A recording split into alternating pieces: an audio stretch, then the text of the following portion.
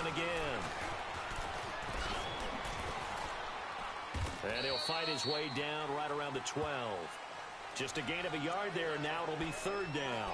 I think we saw the strategy there, how they moved it to the left hash so they could line things up for them to kick the field goal. The Falcons on third down. They've had good success, 5 for 8 to this point. This is 3rd and 10. Hey, let's go. He's back to throw.